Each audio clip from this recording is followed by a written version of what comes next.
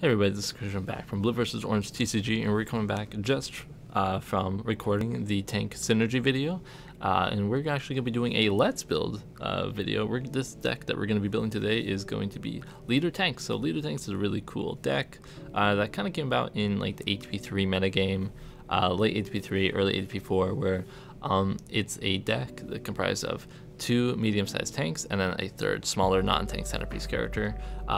It's a really unique deck. I think it's really cool, and I think it's a great deck to showcase the synergy and power of tanks in a really kind of uniform fashion.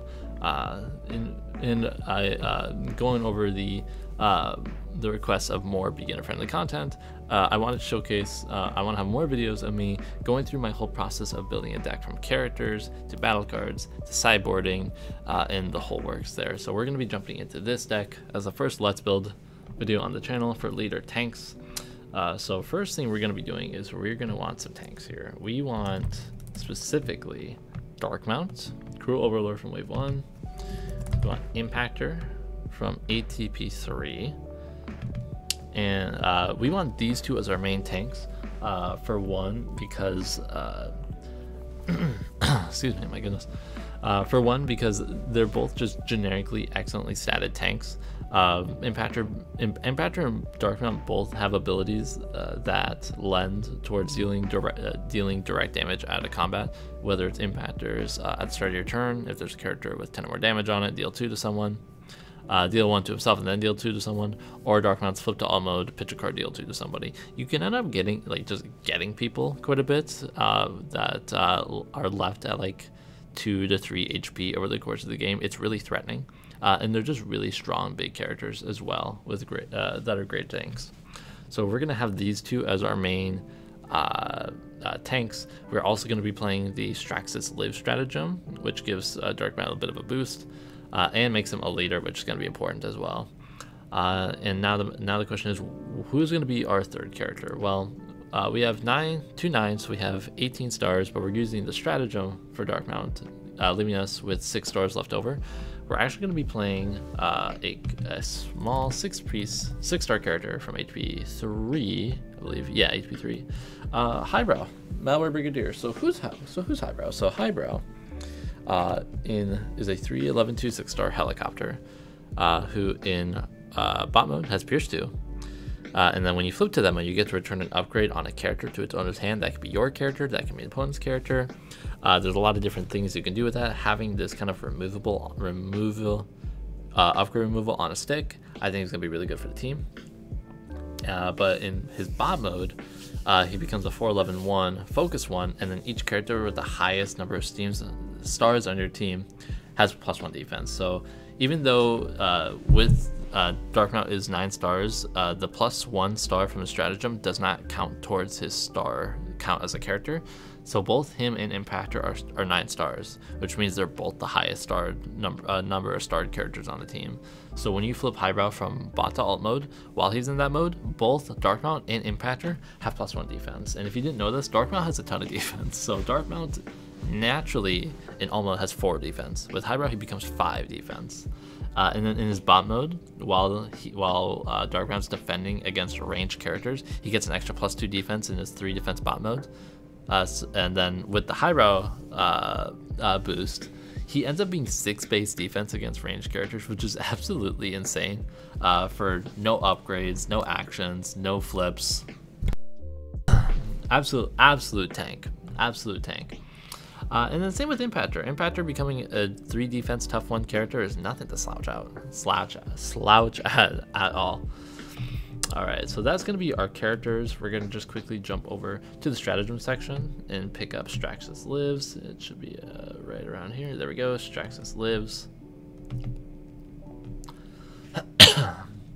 And then for our sideboard, we're going to be talking about our sideboard character now. But I think our sideboard character is going to be Private Powertrain and a stratagem Down But Not Out. And why are we going to be doing that? So Private Powertrain is an off-road patrol leader. So he plays with the leader strategy that we're going to be going for, because it's also partly a leader archetype deck. But in his stratagem, let's see, where is it? Oh, here we go. Dabanato. He gets +2 defense. Each of my off-road patrols gets +1 attack, so he himself gets +1 attack. And then when an enemy combines or arises, an arising being arising to a legend mode, you draw 2 cards. And then when one of your characters battles an enemy in legend mode while you have an off-road patrol on your battlefield, your battling character gets +1 attack and +1 defense. You're essentially just making it so that you are just that much better against legend mode characters, right? The draw 2 is honestly probably one of the most important parts of the character, or of the stratagem against legend mode characters. But being a non-flip intensive 4 attack, 10 health, 2 defense character with bold 1 with the stratagem for 6 stars is absolutely fantastic. So we're just going to add that to the sideboard, because you can have a stratagem in the sideboard and a character. We're going to go back to the characters and add Private Powertrain.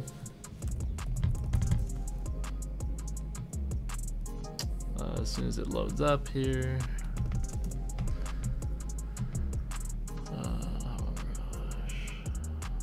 Let's see where we can find him. I think he's wave 4, right? Yeah. Private Powertrain, right to the sideboard. Yeah, most excellent. All right. With that, we're going to jump to our battle deck. So because we're a tank deck, we're going to lean pretty heavily into things like Hunker Down, Composite Armor. We want to have the best Hunker Down plays a deck can have. So right away, we're going to be nabbing up 3 Hunker Down. We're also going to be a blue deck mainly, but we're also probably going to have splashes of orange cards in the deck, just because a lot of orange cards just are really good, right? So we're not going to be too worried about having to flip them on defense, especially because our guys just have big defenses anyway. So the 3 Hunker Down, I think 3 Composite Armor makes a ton of sense. That number might get changed down to 2, but I think for now, 3 Hunker Down, 3 Composite Armor, really solid so far. We are going to be mainly playing the blue deck, so we're going to want our blue double pips. We're going to be playing the 3 Handheld Blasters, because I still really like that card in the deck. Excuse me. We do have 2 range characters, so I think Sturdy Javelin is kind of a must in the list. We do have a specialist here, but not too concerned about that. And just having more turns to where I Sturdy Javelin, and then I'm going to flip my Dark Mount, scrap a card, deal 2 to somebody. It's really strong. One thing I will say with Dark Mount, because Dark Mount's flip to alt requires you to scrap a card from your hand to activate his ability, you tend to run out of cards pretty quick. So I think this is a list that really needs not 1 but 2 pocket processors, which is just a blank green utility that you put it on a character, and that's starting to get to draw a card. So it's just a way to help make sure our hand is filled, make sure we have options to play, a lot of things like that. We need more pumps. We want more pumps. We're going to do Leap into Battle. Leap into Battle for our blue pump, just generic +3. Really good. And then we're also going to be doing Valiant Effort. We want 3 Valiant Efforts. This is an ATP pump. It's a white leader. A leader on your team gets +3 attack, and then if you have a range character, you do 1 to an enemy. Really strong card. It's a real big boner if you have Highbrow left and you draw this, because then you can't play it because he's not a leader and he's not range. But having 2 of our characters be leaders, I think, is totally fine, especially our main attackers. Another really strong leader card is Knack. So this is actually a great Knack deck, because Knack has the 2 greens on it, a leader green, and it also has a specialist green, which is Highbrow, which Highbrow is. And what this card is you reveal the top card of your deck, and you may play a card from your scrap pile that has at least 1 battle icon in common with a battle card revealed this way. So being able to Knack into a Hunker Down, super strong play, or a Knack into Composite Armor if you flip an orange, really strong stuff, and a lot of being that you're all 3 of your characters on your team pick it up, there's really no downsides to playing it. Let's see, we want some more weapons. I think we want an Energon Axe or 2. Energon is pretty good. Armed Hovercraft. I think because we have 2 range characters, I'm actually pretty cool with playing one Armed Hovercraft in the list. Especially because you can play the Armed Hovercraft and then you can flip Highbrow from bot mode to alt mode. And then because his text reads in that mode to bounce a character upgrade, it doesn't have to be the opponent's, it could be yours as well. So we're gonna have turns where we're just gonna bounce around Hovercraft and then play it again another turn to deal 1 to the board. Really good. really good actually. Let's see, Energon Axe. I think 2 is pretty good. Maybe that's like too many actually. No, that's pretty good. We are gonna want Scoundrel's Blaster. We want to make sure we have a weapon here, so we're gonna do Scoundrels and we're gonna do Nobles because we have 2 Autobots. There's probably a world where you actually don't really need the Scoundrel's Blaster and you just do the Nobles, but you want to make sure you have them, right? You want to make sure you have them. That's 10 weapons already. I kind of want a grenade launcher in here. Is 2 grenade launchers too much? It might be.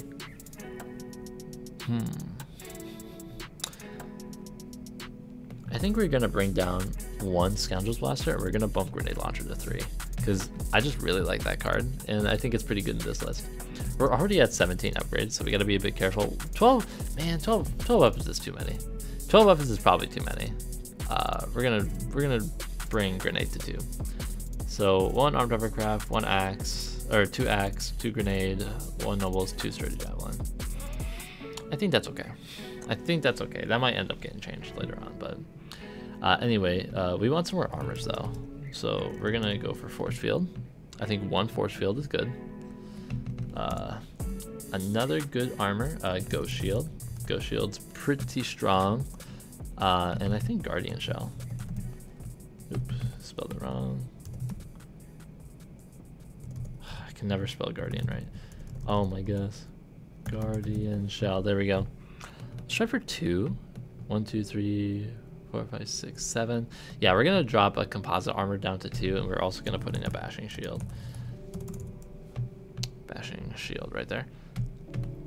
All right, sweet. So we're already at 31 cards. We have 20 upgrades. This probably needs to get trimmed down a little bit. But again, we're just gonna see. Now some more actions here. I think marksmanship is pretty solid. And this, because we got the range, just 1 is totally okay. We need some secret actions. We need things to kind of keep us, our guys, living as long as we can. I think because we have 2 leaders, we have 2 downfall protocols that's super strong. If you don't know what downfall protocol is, it's a black. Here, let me pull it back up here. Sorry, I'm going a little fast now all of a sudden. It's a black and blue leader icon secret action that you reveal it when your opponent plays an action or upgrade from their hand. When revealed, return that card to its owner's hand, and if it's an action, it has no effect. So essentially, if they play an action, like a belligerence or a leap into battle, to give them +3, you can reveal this when they play it, it gets bounced and it has no effect. But it doesn't stop things like Bash and Shield. You can still return the Bash and Shield, but because it's an upgrade, it still has the effect go through. So it's still like, we'll scrap an armor and stuff like that. Just something to keep in mind. All right, I think we want to end hostilities. The 2 in here. Sabotage armament seems really good. Also, we want to keep our opponent off as many weapons as we can. And despite any difficulty, 8 secret actions might be too many. That's our 40 there. Kind of guess gonna take a seat back and look. I feel like there's a number of things we're missing, right? Like we're at 27 blues. That's pretty decent. I don't think we need the 2nd grenade launcher. I just don't think we need it. 8 secret actions. That's probably too many, all things considering. You probably bump Dad down to 1, ironically, because I think I just like Sab Arms a little bit better right now. Let's see. 2 Guardian Shell, probably too many. Let's look at some utilities, right? Let's look at some utility here. I'm just gonna do this because these are the sets that we mainly play with. We're gonna look at utilities here, and just to see like what else we could potentially find. Like, I probably don't need anything more than the 2 pocket processors, but there's something really nice to be said about it as well. Ooh, Reflector Cell's really good too, because that's a card that it's a utility, but it can be put into the armor slot, and then it bounces an enemy armor or utility, and if you can't repair 1. Ooh, that might be better than 2 Guardian Shell. Yeah, that just might be better. Excuse me. And it's just like, it's so flexible. You can't like hunker down it, but it's flexible enough, right? What else? W5 might be really good. Enhanced power cell is really good too. Ooh, this is really tough. There's a lot of good stuff we can play. Oh, we probably should. Well, do we want to mainboard the spy side uplink? How many greens are we running? I don't think we have a lot of greens. We have 8 greens. That's quite a few. Before them is probably Knack, right? 1, 2, 3, 4, 5, 6, 7, 8. Yeah.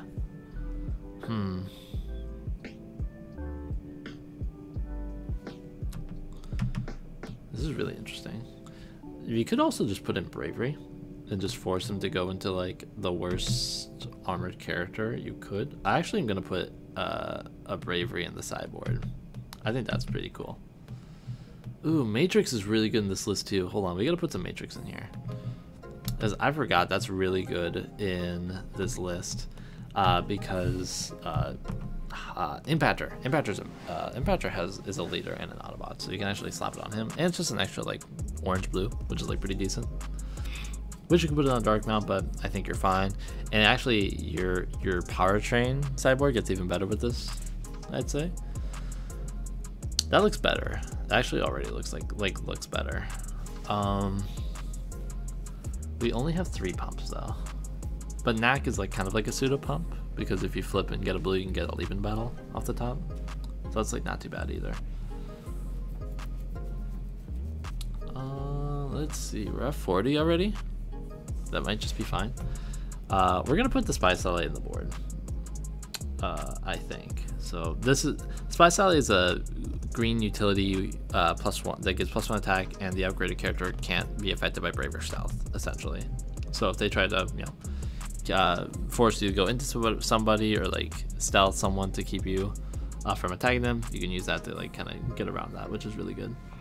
We're also gonna put instead of Absorption Core, we don't have too many.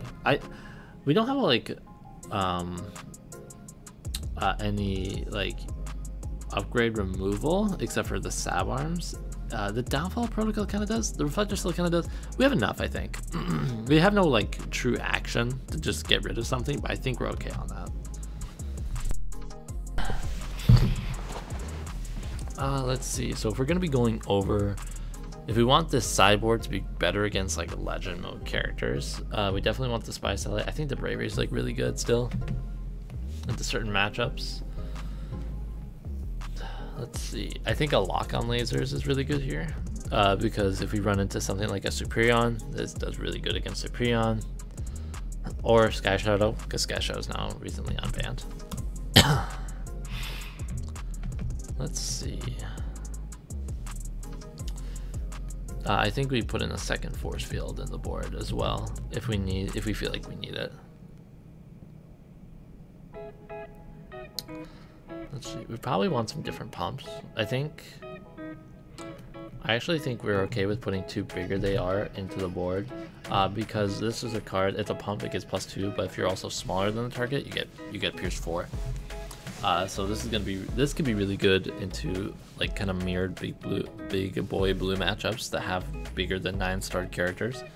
You know, bigger they are. Energon Axe on highbrow and alt mode is like 8 Pierce 8. So I mean that's like really strong.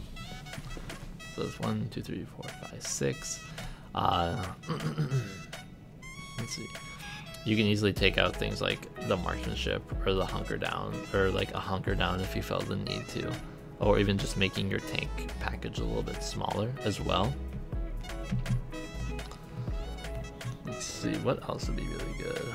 We could potentially make it so that our tank package kind of transitions from one about just like keeping just your guys alive to making them discard a bit more, having a bit of a prison strategy. We could bring in like two prongs into like rapid ascents.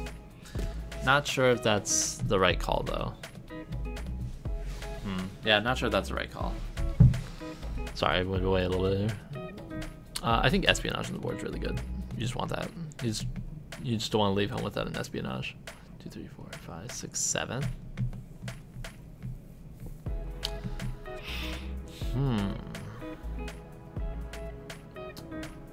What else would be good?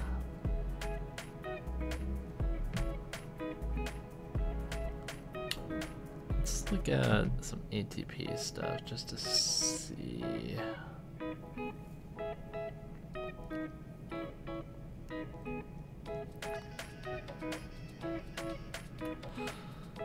We can put in more dads. Ooh, how about a never dull moment? Yeah. How about one never dull moment, and then we can also put in 2 withdrawal protocol. So the never dull moment, you deal 1 to a wrecker, and then you bounce a face down secret action that your opponent has to back to their hand, and if you have a specialist, they have to scrap a card. We have both of those, so that's like a nice little way to get around some secrets. And I like the 2 withdrawal protocols in the side. It's similar to Downfall, but instead of bouncing something, it gives a character stealth on the turn. I think just in general, just kind of swapping up your secret actions a little bit can be a really good way to like bring in stuff into your board to kind of give your opponents something to think about. So that's 1, 2, 3, 4, 5, 6, 7, 8, 9, 10. That's pretty good. Being able to swap your like end hostilities with withdrawal protocols against a blue matchup is really good. Oh, before I forget, we're missing a very important card, belligerence. So we probably need 2 belligerents in the board here. Yeah, we have to take out some stuff. I think we just take out the bigger they are. I think the bigger they are, turning into belligerence is just a better call, and it does something similar anyway to what your deck wants to do. Lock-in laser is good against like the combiners, which there's 2 running around right now in the metagame, but just something to be wary of. I like the 1 bravery, like the extra force field against the really tough matchup, hard hitting aggro deck matchups like Rodimus Prime. Espionage is good, Spy Satellite's good, and then yeah, never dull. I think it's a really great starting out point. It's even 40, which is great. You have a lot of different offensive and defensive cards you can play in this list, and frankly, this list actually looks like a lot of fun. Anyway, that was our first Let's Build series right after the tanks video. If you're interested in seeing more of these videos, let me know. If you're interested in seeing games done with this list, let me know. Maybe I can bring it to King of the Hill sometime and showcase the deck to everybody. Anyway, thank you guys so much for watching. Leave a like, subscribe, and have a good day. All right, take care.